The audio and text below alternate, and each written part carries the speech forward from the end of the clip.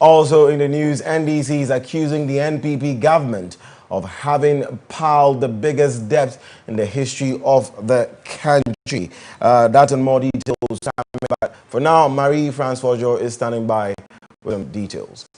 I am, and let's start straight with some money matters, where the Finance Minister Ken Ofori-Atta has requested some 27.4 billion Ghana cedis for the running of the country for the first 3 months of 2021. Delivering the 2021 first quarter budget statement in Parliament earlier today, the Finance Minister asked Parliament to approve the withdrawal of the sum from the Consolidated Fund by resolution. He says the money is for the purpose of which are necessary to carry on the services of government in respect of the period expiring 3 months from the beginning of the financial year.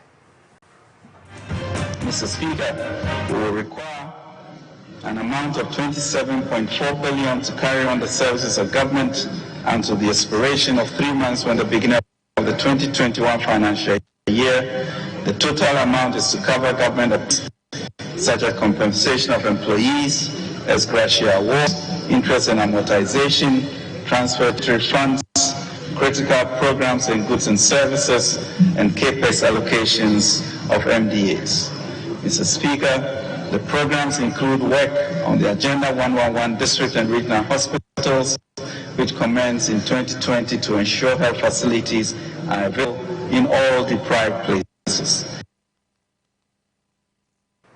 The Finance Minister also noted that Ghana is making economic progress and that there is no turning back to the days of HIPC. Mr. Speaker, in 2001, Ghana had no choice to swallow her pride and to sign up to the HIPC initiative, a legacy led by the outgoing NDC government. Thankfully, Mr. Speaker, President GHC27.4BN got us to completion point in record time and came out of HIPC. By 2014, barely 2 years in office, President Mahama's homegrown economic policy failed and Ghana signed up once again onto an IMF program. The Akufo-Addo government took Ghana out of the IMF program record time. Ironically, those who mismanaged the economy for us to come and fix it are the ones wishing Ghana ill. My message to them is this: there is no turning back. HIPC is behind us. Economic mismanagement is behind us. The economy is stronger today than it was 4 years ago, and will continue to grow stronger and stronger with 4 more years to do more for the people of Ghana with God's help. Now, the flag bearer of the National Democratic Congress, John Dramani Mahama, has promised that the next NDC government will focus on setting up mechanization centers across the country to make it easier for the accessing of farming tools. According to Mr. Mahama, youth unemployment is one of the most serious dangers to stability of every economy, and to tackle the menace, his government will focus on jobs for the youth. For those who are in agriculture and farming, the NDC flag bearer says his party will provide the right tools to lower cost of production. John Mahama was speaking with the Shai Osudoku Traditional Council as part of his 5-day tour of the Greater Accra region. Main objective this time is to try and get as much work for young people. Youth unemployment is the most serious danger to the stability and security of Ghana. And so all our programs, if you take the People's Manifesto that the NDC has come out with, it is targeted towards finding jobs for young people. Because we know that times are hard. These last 4 years have been periods of hardship. Everybody is suffering. If you are selling, people are not buying. Even when you farm and you harvest your rice, you struggle before you get somebody to buy your rice. And that shouldn't be the case. And so what we're going to do is to invest so that we can create more jobs for young people. For those who are in agriculture, and farming, We're going to make sure that we give you the right tools so that you can lower your cost of production. And so we'll do mechanized farming. We'll bring you all the equipment you need for your farming activities. And we'll create mechanization centers. So if you need a planter, you need a harvester, whatever you need, you go to your mechanization center, they'll come and do it for you. And when you harvest your rice and you sell, then you can come back and pay the mechanization center. We'll give you small rice mills so that you don't have to sell your rice as paddy. You will mill it yourself into beautiful, nice white rice, and then you can sell it on the market so that you get more money for yourselves. Still on the campaign trails, Vice President Dr. Mahamudu Bawumia has questioned the former president's credibility in fulfilling the promises he is making. Speaking to the chiefs and people of Pong in the Lower Manya-Krobo district of the Eastern region, Dr. Bawumia said it is only the NPP government which can provide equal opportunities for all Ghanaians. Mahama says he wants to come back to build a country of equal opportunities. I want to ask him what he did for 8 years when he was in government as president and vice president. Where were the equal opportunities they built for Ghanaians? Under Nana Akufo-Addo, the MPP is showing that we are the government of equal opportunity. We are the government of the masses. We are providing equal opportunity for all Ghanaians. Former President Mahama. Now, the Finance Minister, Ken Ofori-Atta, has been touting government's achievements on the floor of Parliament earlier today when he presented the budget for the first quarter of 2021. According to him, not only has the Akufo-Addo-led government turned the economy around with innovative policies, but has also promoted inclusive growth as well as transformed lives of millions of Ghanaians. At which time our debt to GDP ratio stood at 61%. As a matter of fact, our debt position this year is the worst ever in the history of our fourth Republican democracy. This has resulted in a situation where over 90% of our domestic revenue is spent on debt servicing. Per the 2020 media budget review statement, ladies and gentlemen, domestic revenue from January 2020 to June 2020 stood at 21.6 billion Ghana cedis. That is domestic. As it is evident to all, not only have we turned the economy around through hard work and innovative policy, but we also have the courage to implement 100 billion Ghana cares of our Tampa program. The diligent and disciplined pursuit of the innovative policies of macroeconomic stability promoted inclusive growth and transformed lives of millions of Ghanaians. Today, Mr. Speaker, some 1.2 million Ghanaians are in senior high school, 3 million of our children are in the school feeding program. We are exporting food to the Planting for Food and Jobs program. D1F is generating jobs all around the country. We do apologize for that wrong inset earlier, but let's now listen to the National Communications Officer of the National Democratic Congress, Sami Jemfi, who claims that the public debt is currently at an all-time high. Our public debt, which stood at 120 billion Ghana cedis as of December 2016, has ballooned to 258.8 billion as of June 2020. Also, our debt to GDP ratio, which stood at 55.6% as of December 2016, has increased to 68.3% and projected by the IMF to hit 76.7% by December this year. What this means is that President Akufo-Addo has added more debts, that is a whopping 138 billion Ghana cedis and still counting, Ghana's public debts in only 3.5 years. Far more. What he has added to the public debt is far more than any government has done in the history of this country, and far more than all successive governments since independence have cumulatively added to the country's public debts.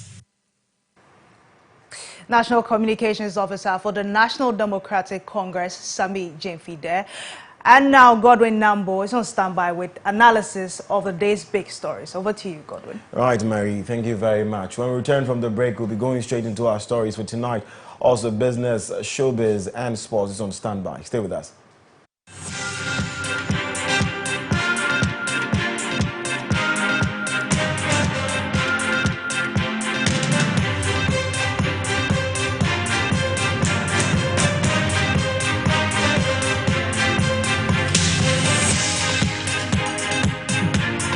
Since 2017, a new dawn is breaking in Ghana. The NPP is building the foundations for growth and transformation. We are curbing unemployment with new and decent jobs. Thanks to Nana, I've got a new job through NAPCO. That is why I'm voting for him as the MPP. The promise of free SHS is now a reality. Through education, I have a brighter future. That's why I'm voting for Nana and the NPP. The future of our country is in the hands of a competent leader, a man you can trust. I trust Nana. This December, let's protect our progress. Let's give Nana 4 more to do more for you. 2020, 4 more for Nana. 2020, yes, woman Nana. Hello, viewers. I'm feeling very frustrated and bored in Sambulai. I'm very happy. If you don't understand, don't worry, because myself, I don't understand. In this addition, Vodafone Ghana has now made it possible to send money from Vodafone Cash to all network free. We'll cross over to our senior reporter for more details. Ladies and gentlemen, I'm standing in front downtown. You know, I'm learning to make a vlog. I'm not funny, I just said. Vodafone, I'm not quite said. What do you say?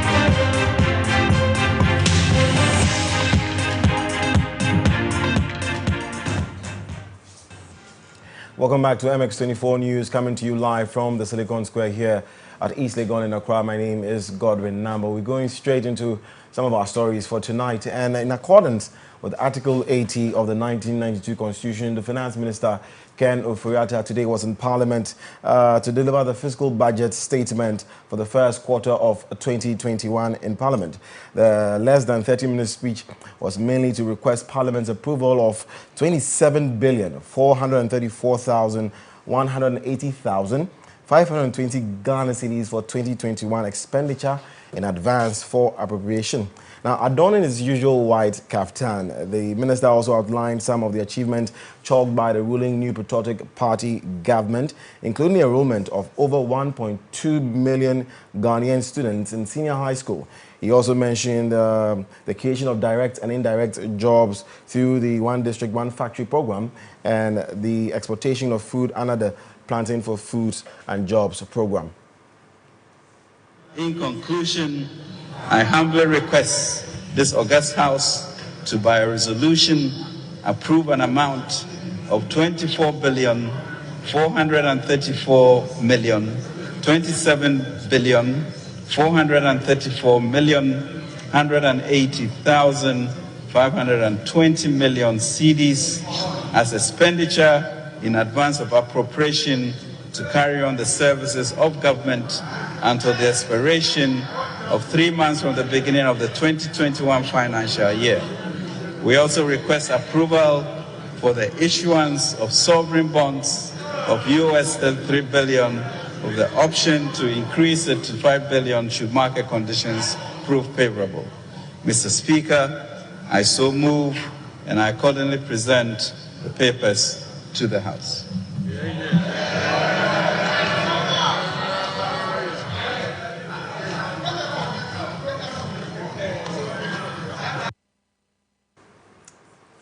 That was Finance Minister on the floor of Parliament discussing the advanced budget for the first quarter of 2021. Now, joining me in studio is my colleague Kwabena Abeya, who is with the business desk. He was in Parliament earlier today. He'll tell us more about it. Kwabena, thank you for joining us. And what more can you tell us happened in Parliament today? Just as we stated earlier, the Finance Minister was in Parliament and to read the interim budget for the first quarter of 2021. Now, this particular budget is unconventional. When I say unconventional, usually in an election year, there's a likelihood of regime change. And so the Finance Minister comes to read some sort of an interim budget so that in the case of a change of government, yes, the new transitional period, they will rely on that budget for the first 3 months of the following year.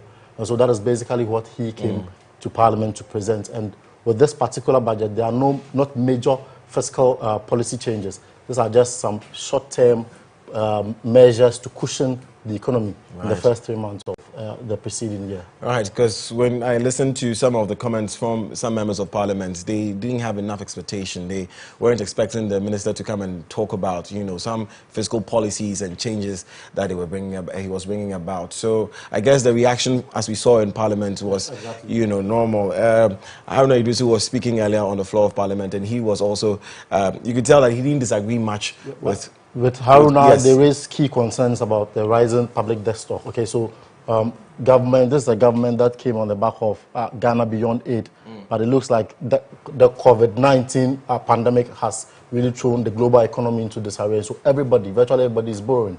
And so the government has a bit more on their hands in terms of cushioning the economy. The COVID-19 heading into an election. And so the minority is cautioning the government against the excessive borrowing, which is increasing our debt stock. And so I think Haruna spoke in Parliament. We can watch that. Let's take a look at what Haruna said after the speech by the Finance Minister.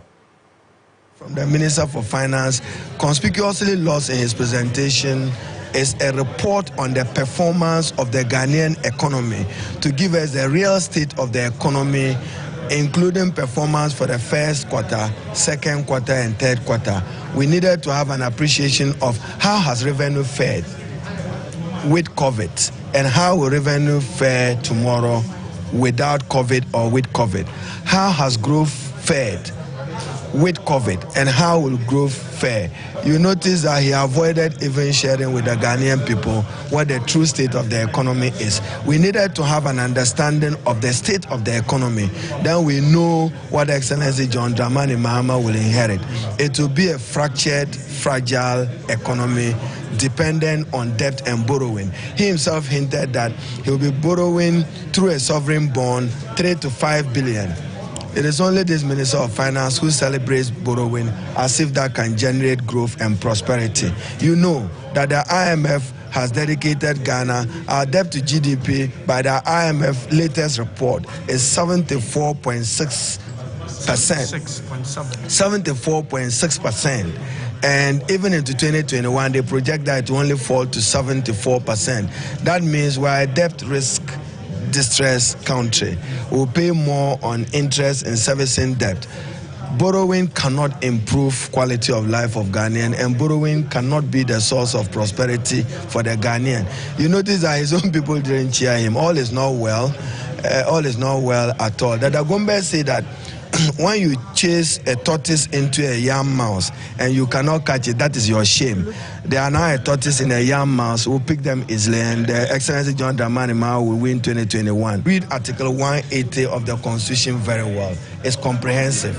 When you come for appropriation, then why did he talk about free senior high school? Why did he talk about planting for food? He better would have spoken about the performance of the economy. So you, if they ask you tomorrow what economy Excellency John Dramani Mahama may inherit, can you in one word summarize it? That is what he ought to have done today, to give us the real, true state of the economy. The economy has contracted. That's what he hinted. At what level? Debt to GDP. We want to know domestic debt. We want to know international debt. We don't have the numbers.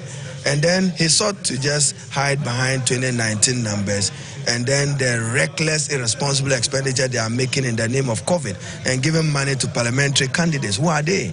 Under MPP to be going about commissioning projects. And then, for your purposes, the media, I will soon be demanding better particulars for the McKinsey group. There's a group which is running the ministry and running the Ghana Revenue Authority. We want to know how much the state have so far paid to the McKinsey group. So he's not running the... Minority Leader in Parliament, Haruna Idrisu, there raising some concerns. But a Deputy Finance Minister, Kweku Kwarteng, says the minorities leader's assertion is totally wrong. There are monies for which we are seeking approval so that should market conditions improve, we would borrow and use it to retire the more expensive debt on our books. We still have some of the expensive debt we inherited from the previous administration on our books. If conditions improve on the market, and given that we have better credit rating now, we are able to procure a facility to retire more expensive debt in our books. It's a matter of good economic management that you do so. That is why we are seeking approval now. We will take the approval. It does not mean we will go and borrow. We will wait and study the market. As soon as the conditions are right and we can get cheaper facilities, we will borrow to retire the old debt. That is part of our debt management strategy, and I think it has to be supported. Don't forget that the IMS revised 76% compares with a global average of 101.5% of GDP. So in that regard, in the midst of COVID, I think Ghana has managed it that well. But I agree with you.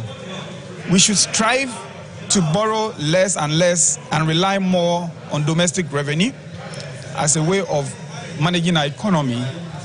We are sensitive to that, and that is why you are seeing instruments in the budget that will help us to deal with the debt, whilst at the same time ensuring that the basic things we have promised Ghanaians and the basic interventions we have started, the free SHS, the support for teacher trainees, support for nursing trainees, and all the other social interventions that we have deployed, which in my respectful view is the interface between government and the governed. We have a responsibility to maintain those, and all that has informed the fiscal consolidation path we have chosen. I think it is the right one. We are open to criticisms. We want to hear what the perspectives of others are. We want to hear clear alternatives so that we can fine-tune our own strategy. But I am clear in my mind, as somebody sitting at the center of government treasury, that we are on the right path. The outcomes so far have been good. And I think going forward, we will achieve even better outcomes.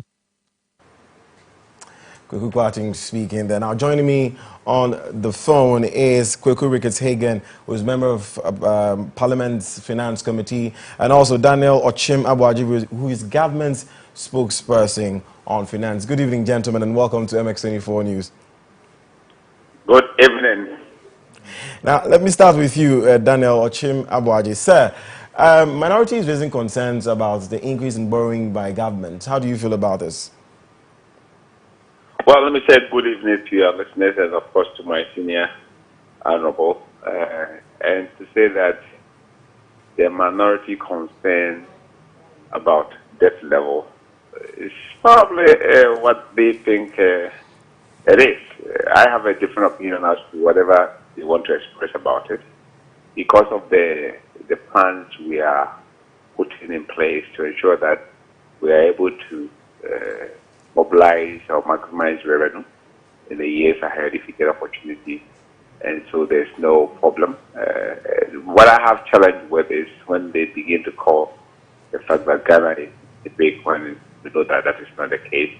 If you say the debt levels are high, 68% to GDP, or if you want to say projected to be in the 70s to GDP, that would be a fair statement, but not that Ghana is inhibited. By the way, if Ghana has the debt level, right, and these funds are put into production, and that as we borrow money to support our national development agenda, GDP is growing. I consider loan to be an input, yet to be an input. And that when you bring this input to finance whatever you are doing economic activities, the output to show for it.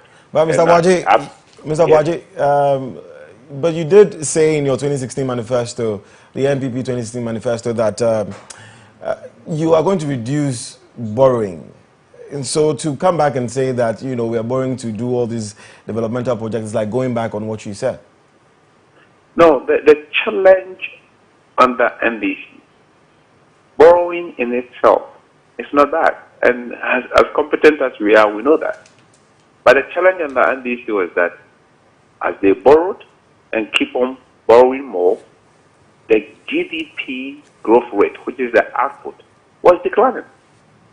So there was a negative relationship between the input, in this case, the loans, and the output, in this case, the GDP growth rate.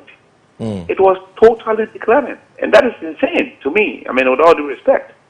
How can you be inputting more and getting less output, or your output is growing at a decreasing rate?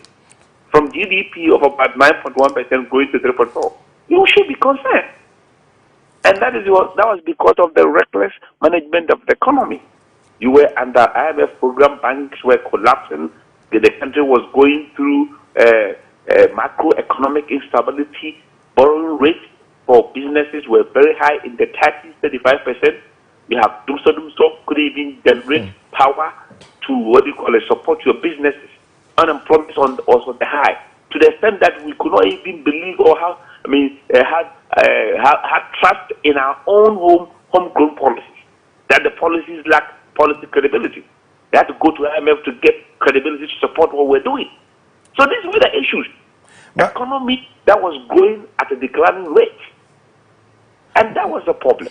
But Mr. Abuaji, one will argue and say that Ghana is still owing, whether we are getting more or less. Ghana is still owing, and now we're even owing more than we did 4 years ago. But let me go to my honorable. Let me just make the statement before. My honorable Reagan, honorable, he went to the University of Chicago. I lived in Chicago for about 14 years. He knows, we all know economics a little bit. He knows that in the U.S., that is called land of opportunity. It's all about borrowing, right?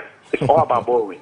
And if you borrow and you use it wisely, like we are doing right now, where we see a positive relationship between borrowing and GDP, that is not a problem. But the other side, the alternative, is what the problem was. And that was ND. I'll come back to you. Let me go to Honorable Ricketts-Hagen. Good evening, sir. Honorable Hagen, are you on the line with me? I don't think Hello? Okay. Stay with me. Mr. Boaje, you were saying? So the point I was making is that look at what was happening on the NDC, right?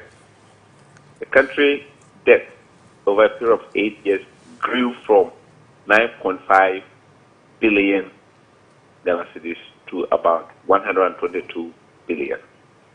If you check the rate of growth in the debt, that is over 500%. Just fast forward to 17 to now, and assuming it has doubled, the borrowing rate is over 100%. So if you are going at the rate at which NDC was going, even if you do it term by term, consider Mohammed's term, what do you call it, President Mills' term, I think it was about 200-something% growth rate. Ama was also over 250% growth rate. Okay, MPP is less than 100% growth rate, or even let's say 100% or 109% growth rate, whatever the number is. So the borrowing rate at the rate at which debt levels grow is better in MPP versus NDC. That is one. Two, as we borrow to undertake developmental programs, you see that it is showing in our GDP growth rate. On the other side, with the case of NDC, as they borrowed, GDP growth rate was declining. And that should have called for questions.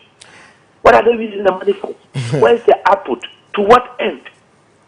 Let's come to macroeconomic indicators. You go to the market and as a businessman, you borrow at the rate of 35%. When you finish, there's no life for you to run your business.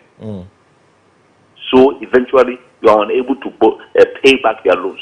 Banks are collapsing. That is what has happened on the NDC. Today, the lights are on. They are cheaper. Courtesy Corona, even though evil, lights are given for free. Today, policy rate has reduced from NDC period from 25.5% to 14.5%. A policy rate forms the pay. So that when you go to the market as a businessman, one, I'm able to borrow now, and I'm a businessman too. I'm able to borrow now at the rate of about 20 to 24%. Versus under NDC, when I was borrowing between 30 and 37%, 30 and 35%. So I have cheaper loan, the lights are on, I'm able to expand my economic activities, creating more jobs for the people. The government is saying that if you want to invest your money in treasury bills as a businessman or as a bank, I only give you 12-13% anyway. But if you go out there and give it to businessmen to work with it, they will pay you a better return. So the economic, the management are different. Okay, Mr. Boaje, quickly. Now, I believe the government is now looking at economic recovery post-COVID-19. Some have also argued that there could be a second wave of COVID. We are hoping not. But what key sectors, looking at what the finance minister presented today, what key sectors is government looking to focus on? There are several key sectors, all right? As you can see that construction continues to be a sector. We are talking about the building industry, where government is planning to try to bridge the housing gap, over 2 million housing deficit. The government is planning to provide mortgage programs to support. We are already doing COVID support. About 750 million has been already been provided through National Board for Small Scale Businesses. The government is talking about some 2 billion that will be used as guarantee for businesses to borrow again in terms of credit. Okay. So every sector of the economy is being looked at. Don't forget, when we came to power, we saved Ghana from instability and the mess and the banking crisis, the energy crisis. Okay. Now, what we are asking Ghanaians to do is to give us opportunity to protect. To finish what you started. Let me hold on for me, Mr. Boaje. Don't go yet. Hold on for me as I speak with Honorable Ricketts, who is back on the line with us. Thank you for joining us once again, sir. The minority is describing what the finance minister presented today in Parliament as cooked data. Why is this so? Thank you very much, and good evening to your listeners. Well, if we describe it as cooked figures, I don't think this is the first time we are talking about figures being cooked, because this government has been cooking figures for quite some time now, and we have pointed it out, on every occasion. And now it's no different. I mean, what is actually strange here is that, rightly so, it is the finance minister's constitutional right, obviously, to come and present this to Parliament today, which is basically, the expenditure in advance of appropriation of what we intend to spend, in the next 3 months, obviously because of the election. Now, what we have been saying is that the numbers that has been presented to us, before COVID, were kind of rosy numbers. I think the economy was actually doing well. But the economy, all this while, before COVID, we had suspected was on a life support machine. And they never actually gave us the true figures. Today, they were supposed to come and provide us information as to what has actually happened in 2020. They came for a mid-year, review. They gave us, the first half of what has happened on the COVID. We were expecting to hear more on what happened. Remember, we have already asked for an audit, which hasn't come. Then to be presented with 27.4 billion as the money required to cover, the expenditure for the next 3 months, is what we are questioning. Now, obviously, this amount of money, a bulk of it, which is about, if you put interest payment and amortization, which is a repayment of our debt together, about 10.4 billion of this amount is going to service debt and pay loans. And then about 7.7 billion covers expenditure. So basically, when you put expenditures and loan repayments together, we are spending about 18.1 billion of that, of the 27 billion, which is almost about 70%. I think it's about 60% of the money that they are basically, asking for. They are also talking about Eurobond. And that's one thing I think we need to be very careful so that they don't do it on our blind side. Obviously, the income from that is supposed to support this budget, for the 3 months after the year ends on 31st December. But once we approve it in Parliament, nothing stops the finance minister or the government from actually going to the market to realize this money. What will stop them is market conditions, and market conditions will be determined by them. So if they think market conditions is right, they can go and get this money and say that they will put it towards expenditure for next year, and it will probably go into the elections, or in the end they will use it to pay themselves as gratia when they are leaving on the 7th of January. Honorable Hagan, quickly, so then you'd say that the 27.4 billion that the finance minister is asking for the first quarter of 2020 is justifiable because Ghana does need to pay her debts. Well, because of overborrowing. So this is what they are presenting us with. We've been telling Ghanaians about this government's appetite for borrowing. And that is where it has brought us.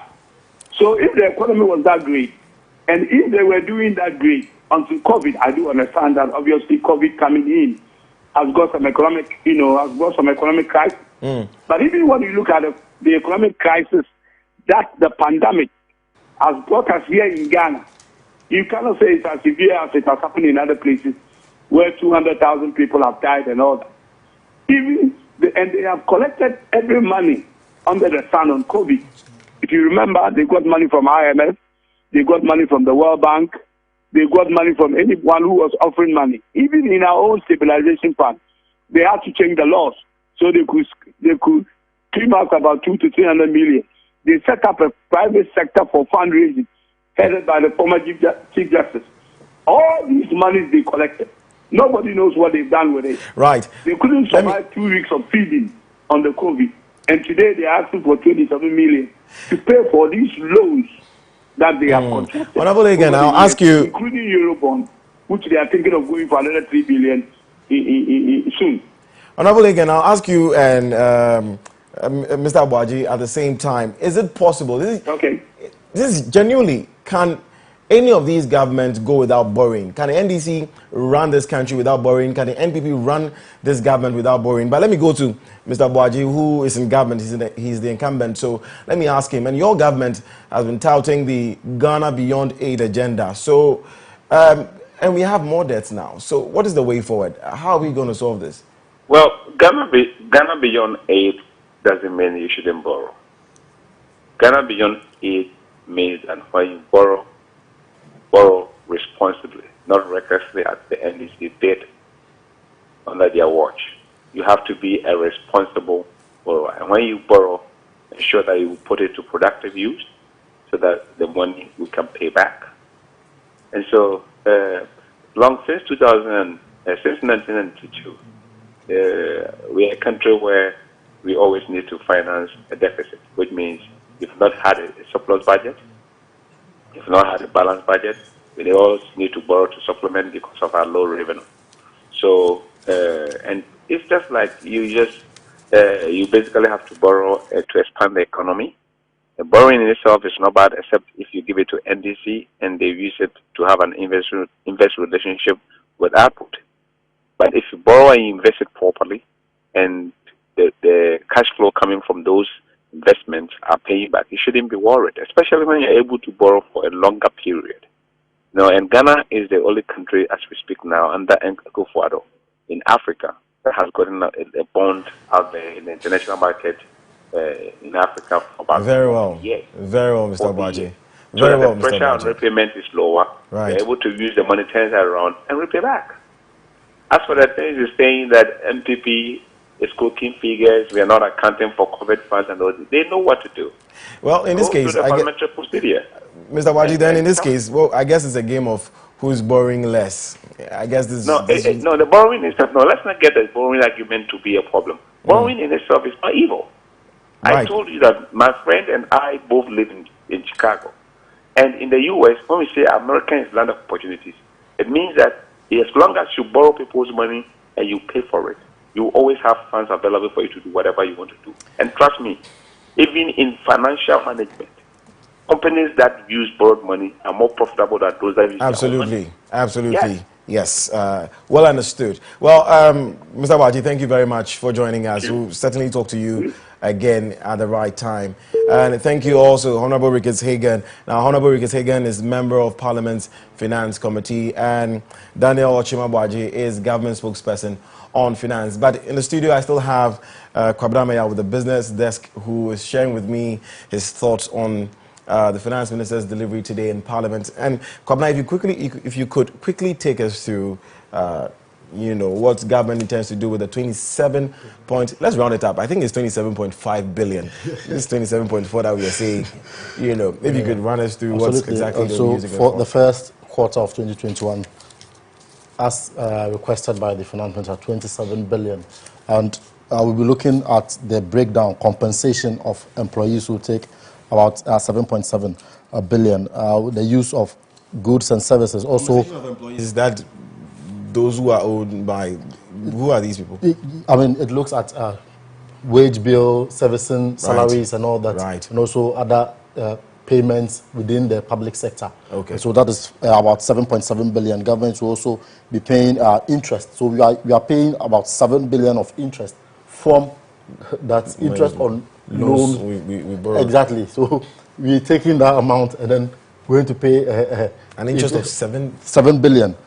Yes. Wow. So that is also something that we look at: social benefits, so capital expenditure, and also subsidies, or are taking certain key portions of the amount, also amortization, and then arrears clearance. Government owes certain arrears from contractors to teacher salaries and all that. So this amount is key for the first 3 months because government needs to spend. Regardless of COVID-19, regardless of coming out from election, you need to spend, we need to get the economy running. And so obviously, the Parliament would have to debate about the amounts. We'll leave that to the MPs in terms of how much is it too big. But clearly, we need to spend going forward. Clearly, we need to spend going forward. Kwabena says. I wanted to ask you quickly. I don't know if you are the finance person. You know about money. I don't know. Are we ever going to be able to pay our debts? Ever? Will we be able to? But that's for another day. Now, coming up next is sports with Benedict Owusu.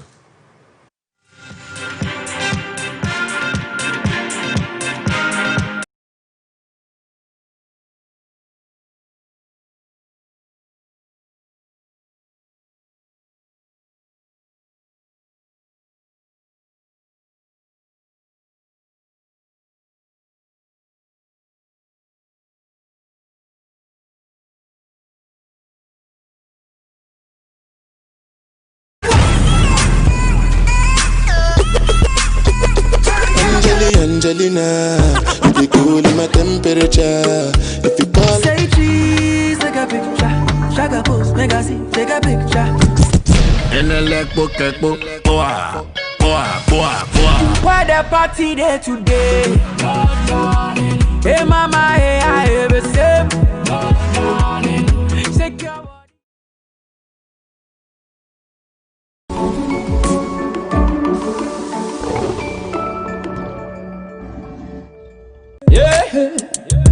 All over the world, young people like you and I are making great change. Three presidents have given to this ungrateful party.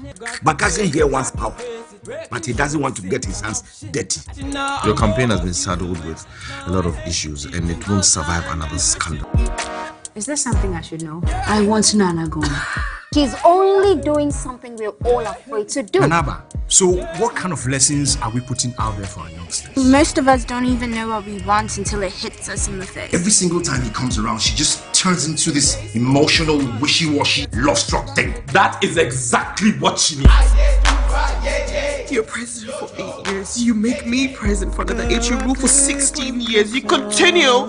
What you don't finish. Build your legacy. You have your way with me. You use me as usual. Why are you going after a man who has championed your political career to this point? A man who got you sponsors to back your ambitions. What the hell? Hey! Don't just need to speak. It's a blatant disregard for due process, Charlotte. And I'm not having it.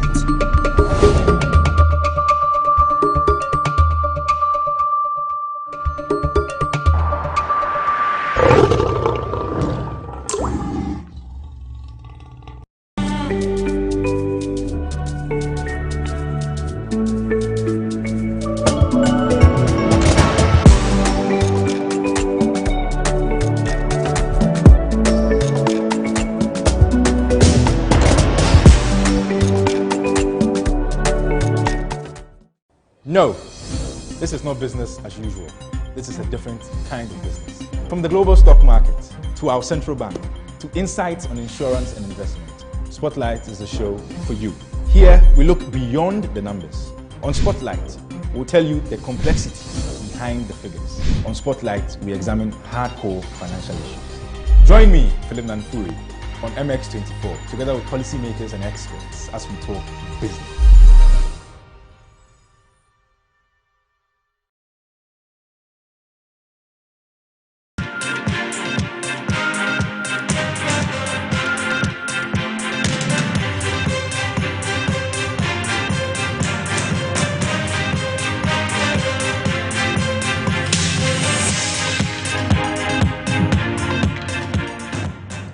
Well, it's time to update you in the world of sport. In our very first story, CAF President Ahmad has submitted his candidacy to serve a second term in office when elections take place next March. Now, Ahmad, who took charge in 2017, has been formally entered into the race by the Madagascar Federation, and as per the CAF rules, which require any candidate to be nominated by his own association, well, he's deciding to stand again despite being the subject of an ongoing FIFA ethics inquiry, which has the potential to derail his bid and throw March's election wide open. Now, last week, all but 8 federations on the continent, to the Malagasy to run again, and at present, Ahmad is the sole candidate to have submitted a candidacy during the registration period, which ends on November 12. Since FIFA Council member Tariq Bochomi, who had wanted to run, has effectively been blocked from running by the Tunisian FA. A bid could come from Nigeria FA boss Amaju Pinnick, who refused to,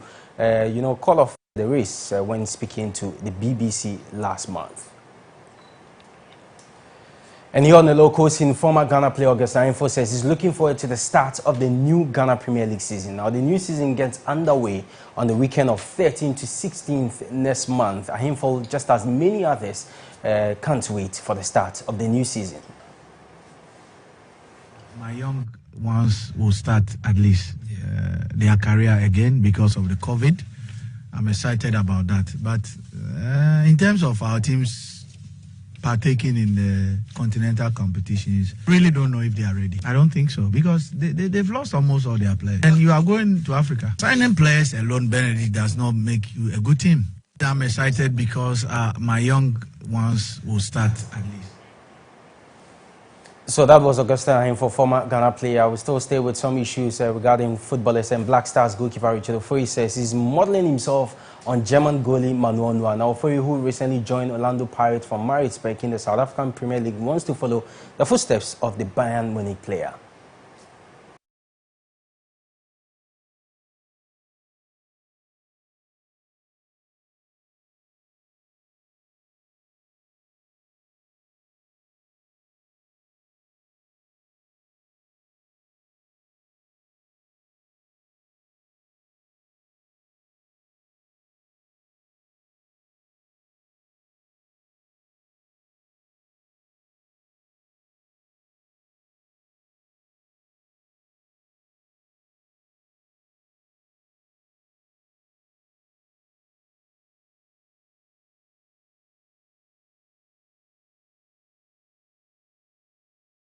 In the South African Premier League. Well, after last night's round of matches in the UEFA Champions League, currently some games are ongoing, and later we'll see some great games in the UEFA Champions League. Chelsea are leading FC Krasnodar by a 1-0, goal scored by Callum Hudson-Odoi, and the game is in Russia. In other games to expect tonight, Sevilla are up against Stade Rennais of France, and Borussia Dortmund will be at home to Zenit St. Petersburg in Germany. Club Brugge will also take on Lazio, with Ferencváros from Hungary taking on Dynamo Kiev, and Juventus. The big one, of course, tonight is a Juventus-Barcelona game, and you know Cristiano Ronaldo is missing in that game because of the coronavirus. He tested positive again. Istanbul Başakşehir who are taking on Paris Saint-Germain, and Paris Saint-Germain are leading by a 0-0 with Neymar out of the game after picking up an injury. And later, we have the Old Trafford boys. Manchester United are up against Leipzig from Germany.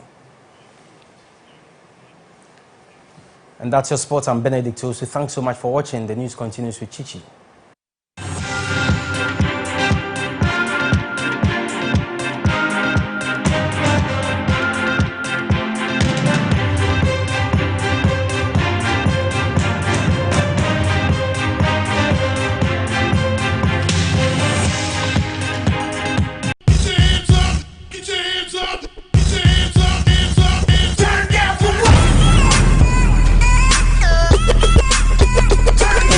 Angelina, you be cool in my temperature. If you call, say cheese, take a picture. Shaka post, make a see, take a picture. in a leg book, boa. Why the party there today? Hey mama, hey I ever say. Shake your body.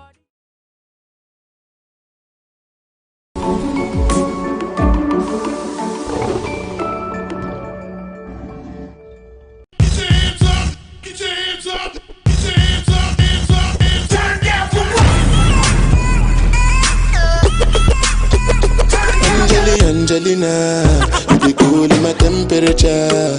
If you call, say cheese, take a picture. Shaka post, make a see, take a picture. in a leg book, boa. Why the party there today?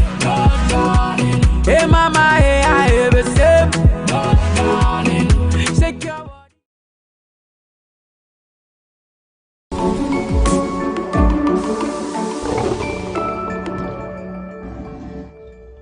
No, this is not business as usual. This is a different kind of business. From the global stock market, to our central bank, to insights on insurance and investment, Spotlight is the show for you.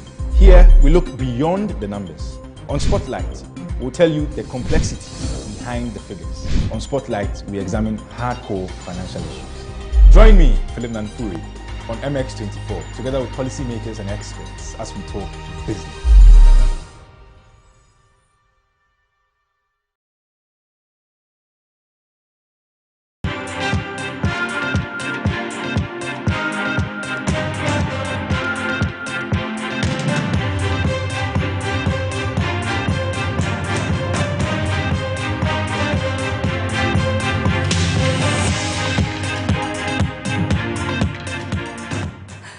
And you're still watching MX24. My name is MX24, bringing you showbiz. Let's start with our very own presenter, Miss Drew.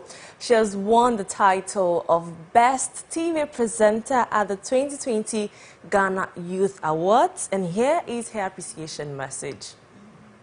Guys, it's your girl Miss Drew, your hostess with the mostest, and I'm so excited to say that we won the award. Oh my goodness, I just received it.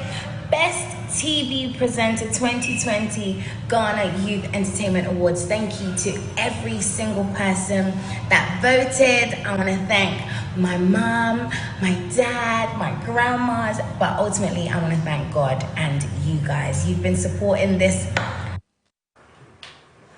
Right, and that's Miss Drew, and congrats to you, Miss Drew. Now from Miss Drew, let's move to Miss V. The songstress is set to release an album titled Invincible. After going on a two-year break from music, Miss V bounced back with some singles. Now she's ready to give us an album. She has also dropped a thriller for the album. In a thriller, she talks about her life struggles. She says she is invincible. Childhood, music found me. It started so small and unassuming, and then one day I woke up and my name was known in more places than my feet could ever possibly touch.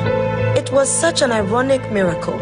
I grew and learned and got exposed and hit some amazing milestones, and then it all came crashing. I sunk to the bottom. I lost myself and my essence. Depression became my bedmate. I wanted to quit music. I wanted to quit it all. But I told you, Mama was a fighter and Dad was a warrior. It is not within us to quit. In the midst of my darkest moment, I rediscovered me. That girl couldn't be shut down. My journey has just begun. I have found my strength. I have found my purpose.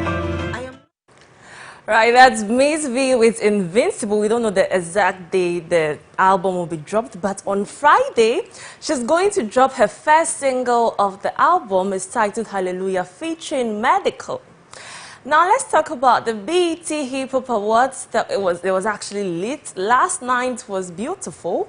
The Megan Thee Stallion took home 3 awards: Best Hip Hop Artist of the Year, Best Collaboration, and Best Hustler of the Year. Last year, Sarkodie bagged the Best International Flow Award. However, this year, he presented the same category to British-born Ghanaian rapper Stormzy. Yeah, Stormzy is the vibe, you know. The live performances were exceptional. Big Sean performed their song Body Language for the very first time, and Burna Boy's performance was throwing light on the EndSARS protest in Nigeria. And that's all for showbiz. Indeed, hip-hop was great. BET Hip Hop Awards was beautiful. But for now, that's it for showbiz. I am MX24. Godwin continues next.